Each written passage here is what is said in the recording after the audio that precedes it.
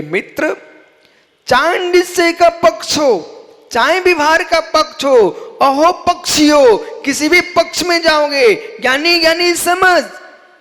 पांड्या जी इसलिए खड़ा किया है, एक मक्खी गुड़ की चाशनी में एक पंख लिपट गया और एक पंख उसका लिपट गया मिश्री की चाशनी में। बताओ कौन सा पंख सुरक्षित रहेगा? दोनों में अंतर नहीं होगा क्या? मक्खी का एक पंख गुड़ की चाशनी में लिपट गया और दूसरा पंख उसका मिश्री की चाशनी में लिपट गया। बताओ पंख दोनों के सुरक्षित, कौन सा सुरक्षित रहेगा? तो न कहो अच्छे से मराठी में सांगू सांगा। ओहो, एक यानी कौन तो नहीं है, कोई भी पंख बचने वाला नहीं है। ऐसी चाहे निश्चय की चाशनी में तुम लिपट जाओ, चाहे विभार के राग चाशनी में लिपट जाओ, और चाहे राग नयों के रागियों, बंद दोनों में ही होगा। निर्बंध होना चाहते हो, निश्चय व्यवहार को चाशनी मत बनाओ। निश्चय व्यवहार को चाशनी मत बनाओ। वस्तु के द्रवगुण पर्याय स्वभाव को समझो, अक्षरों में नहीं अक्ष में। वस्तु के द्रवगुण पर्याय को समझो, अक्षरों में नहीं अक्ष में, यानी आत्मा में बसा।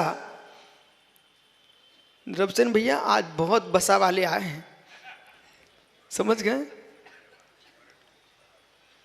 है ज्ञानी,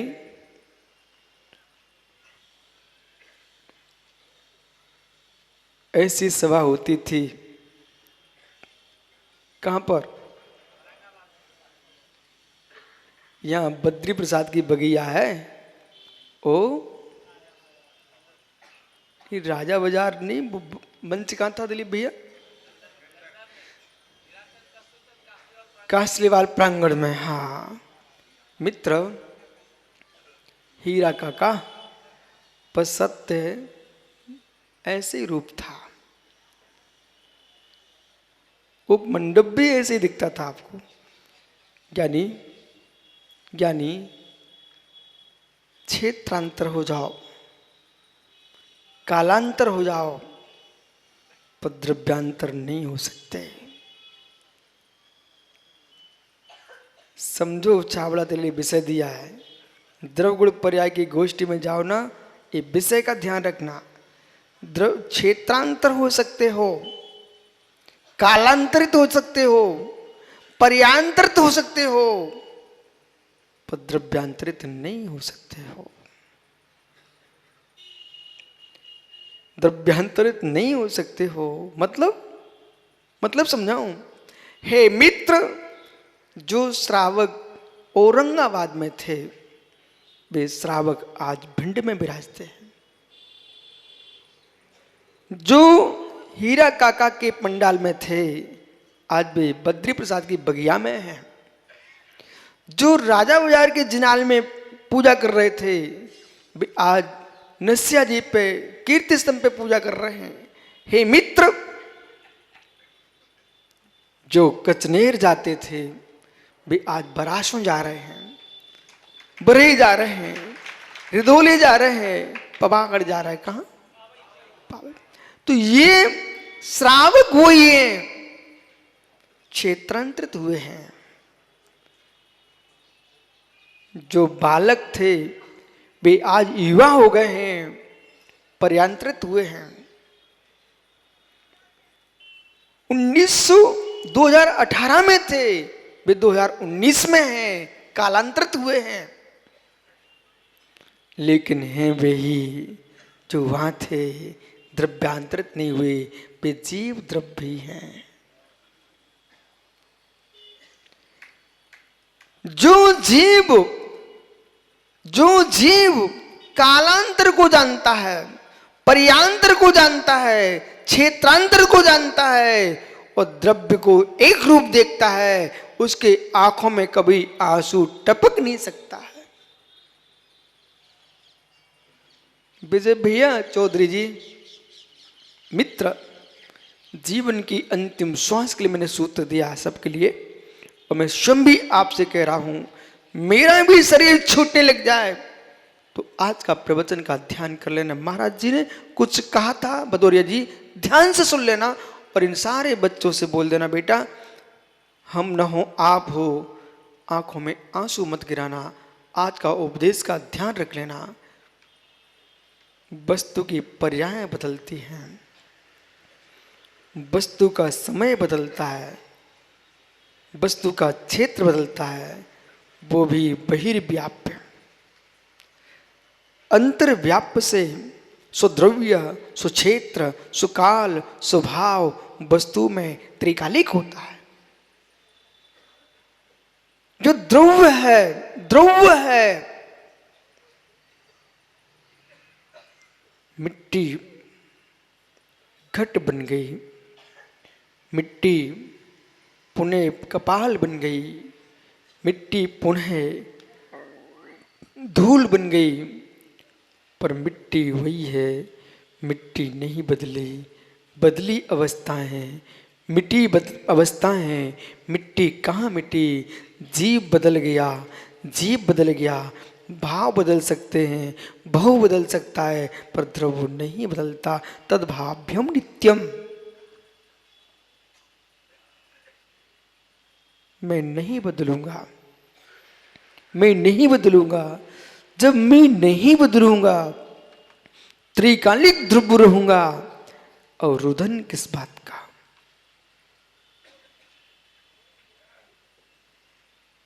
रुदन किस बात का? चाहे दीक्षित हो चाहे अदीक्षित हो, इस बात को समझे बिना आप सुख से रह नहीं सकते हो।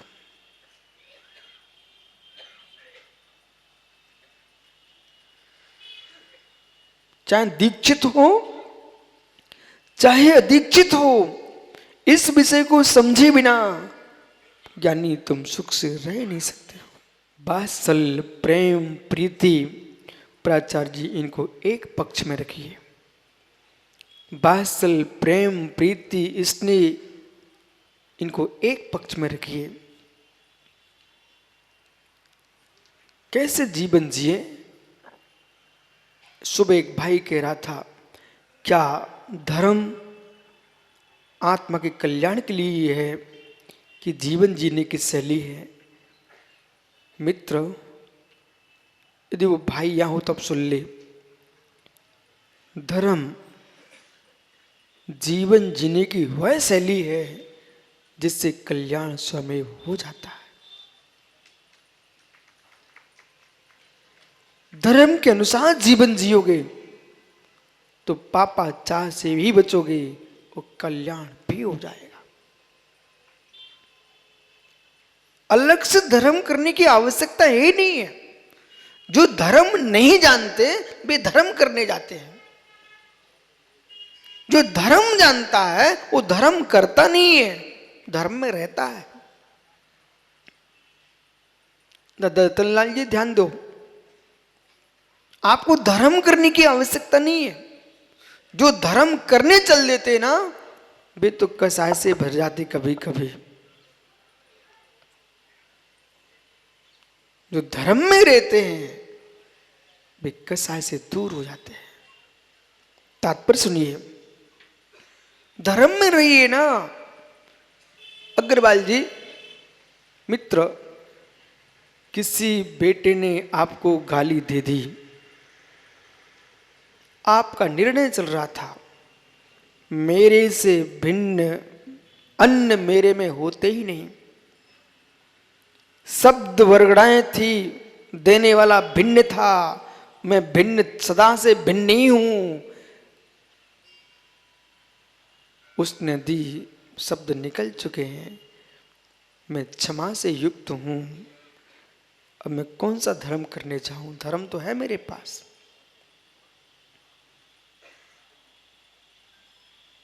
तो मंदिर में पूजा करने जाऊंगा तो धर्म है? नहीं। अशुभ से बचना, परमेष्टि की विनय करना मेरा धर्म है। इसके लिए पूजा अलग से करने जाऊं, ये कौन सी रीति है? वो तो मैं जाता ही हूं। कर्तव्य है मेरा, न कि हम भगवान को एहसान दिखाने जा रहा हूं। साधुओं को दान देना धर्म है, अलग से क्या धर्म है, वो तो हमारा नियम है। मुनि को भोजन दे फिर निज करे आहारे, पहले साधु को भोजन देना चाहिए फिर बाद में स्वयं का भोजन करना चाहिए, ये हमारा सहज भाव है। अलग से कौन सा धर्म है, धर्म तो चल रहा है। लोभ कसाय का त्याग, लोभी दान दे नहीं सकता और निर्लोभी दान बिना रह नहीं सकता। लोभी दान दे नहीं सकता और निर्लोभी दान के बिना रह नहीं सकता। हिंसक दान दे नहीं सकता और अहिंसक दान दिए बिना रह नहीं सकता। ऐसा दान करना बेटा अंकित जिसमें तनाव ना हो, तनाव ना हो। सहज भोजन कर रहा है श्रावक, वो अपने घर के द्वारे पे खड़े होकर पड़गान कर रहा है, वो तो मेरा रोज का काम है, इसमें रोने का विषय क्या है? ये तो हमारा प्रतिदिन का कर्तव्य है। रोते बे हैं जो सज के चौका लगाते हैं, रोते बे हैं जो सज के चौका लगाते हैं, मुस्कुराते बे हैं 365 दिन तक हम शुद्ध आहार करेंगे और अपने द्वार पर खड़े होकर पड़गान करेंगे। धन्य उन जीवों को। ओह, एक ऐसा भी भव्य जीव था राजेश भैया, आज एक ऐसा भव्य बालक था जो मुस्का के कह रहा था, वो महाराज जी गोमटेज वाहुली स्वामी के अभिषेक को देख के आने के बाद आज मुझे अपने नगर में आनंद आया है। तो दूसरे भाई लोग चल रहे थे सुबह नसिया जी के रास्ते में, बोले क्या आनंद आ गया तुझे भाई?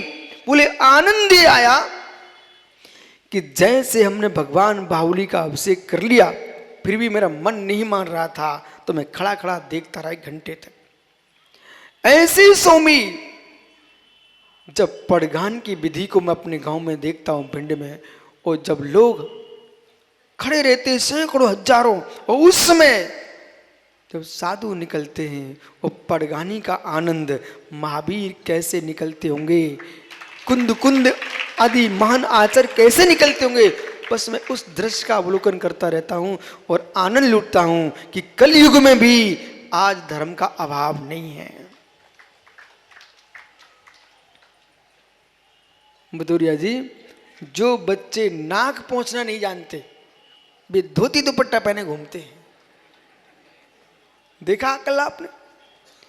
जो बालक, ये भी सत्य है, रब से भी मुस्कुराओ यानी चेहरा मत लटकाओ, इसलिए मुस्कुराओ कि हे जीव, जब तक धरती पर ये साधु भगवंत रहेंगे तो भारत की संस्कृति सुरक्षित रहेगी। इसको आप सुरक्षित नहीं रख पा रहे हो, क्योंकि यदि महात्मा लोग भी सिल्वर सूट और पैंट शर्ट में आहार लेने लग जाएं तो भारत की मूल जो पहनाव है धोती दुपट्टा, उसका लोप हो जाएगा। आज भगवान, मंदिर के भगवान और साधु भगवंत ये भारत की ड्रेस को सुरक्षित रखे हैं। इसलिए कोई श्रावक कितनी के मैं 16 की शर्ट पहन के आया हूं, महात्मा सुब्र सागर, उस पर दया मत करना। लुंगी वालों से और पैंट शर्ट वालों से आहार ले मत लेना। अब अंकित को सोचना पड़ेगा। बोले जल्दी जल्दी में पहन आए थे मित्र। कहाँ गए सुखानंद भैया? जल्दी जल्दी में तो भूल नहीं पाए थे आप। सिर का मोहर पैर में नहीं पहना आपने जब शादी को जा रहे थे? जब सिर का मोहर पैर में नहीं पहना आपने शादी के समय, तो भगवान की पूजा के समय और निर्गंत योगियों के दान के समय जैसी वेशभूषा होती वैसी पहन के आना। मेरे मित्र, इतनी जल्दी मत करना।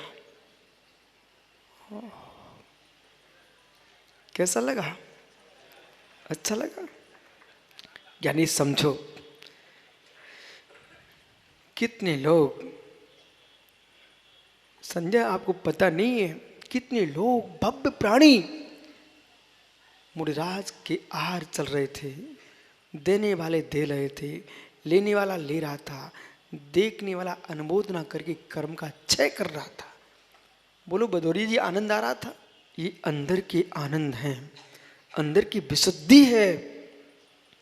भैया कोई नहीं दे पाए, यस, देखने वालों को मना मत करना। और जो देने वाले हैं वे डबल कर्म की निद्रा करें तो हम आपको एक विद्या बता सकते हैं। डबल कर्म की निद्रा करो आप। मनीष, करोगे क्या? डबल कर्म की निद्रा। हे मित्र, आप तो दे ही रहे हो, आप तो दे ही रहे हो ना। यदि कहीं विजय चौधरी देखने पहुंच जाए, भदौरिया पहुंच जाए, छू छू करके भगाओ मत। आप अपने सोले का ध्यान रखो, वो बाहर खड़े हैं, कम से कम ऐसे भाव करो किस भव्य के परिणाम पवित्र हो जाएं, मुनि को आहार देखते देखते कभी आहार लेने का मन बन जाए मुनि बन के। देते समय तुमको जो निर्जरा तो चली रही थी, पर तुमने दूसरे को देखने दिया। इतना गैप कर दो, इतना गैप कर दो, इतना फैसला अंतराल रखो कि सामने वाले को दर्शन हो जाए अच्छे से। तो तुमको मालूम, एक दर्शनावली कर्म का बंध नहीं होगा और अंतरा कर्म का भी बंध नहीं होगा, डबल पुण्य मिलेगा। और बताऊं, कहीं बेचारा साधु घुट रहा हो तो उसके प्राणों की रक्षा हो जाएगी। ओहो, तो आपने अभय दान भी साथ में दे लिया। अब रल सुन रहे कि नहीं? कहां है पवन भैया? है मित्र, पवन ज्ञानी, पूछ लेना बेटे से कैसा लग रहा है। देखो उसका चेहरा। अब सेन, पढ़ा लिखा पिता पढ़े लिखे बेटे को ऐसे सौंप कर चला गया।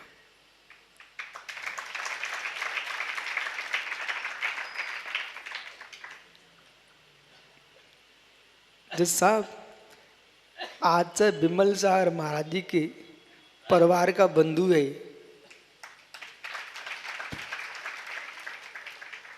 महावीर कीर्ति महाराज के गांव का है।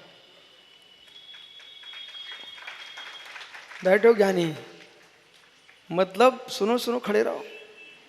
जैसा आचार्य महावीर कीर्ति महाराज ने दक्षिण से उत्तर, पूर्व से पश्चिम, पूरे देश में महाविद्वान साधु हुआ। चारु कीर्ति भट्टारक बोल रहे थे बेटा कि मैंने अपने जीवन में पहली बार किसी दिगंबर मुनि का कमंडल उठाया है तो आचार्य महावीर कीर्ति महाराज का।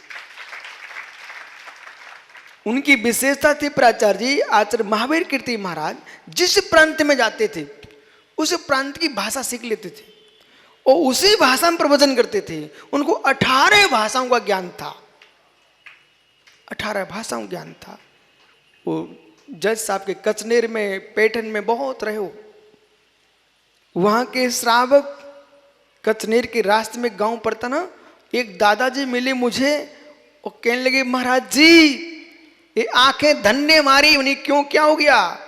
बोले हमने आपके ये तीसरी पीढ़ी देख रहे हैं, चौथी पीढ़ी देख रहे हैं। बोले हमने आपकी वो पहली पीढ़ी भी देखी है।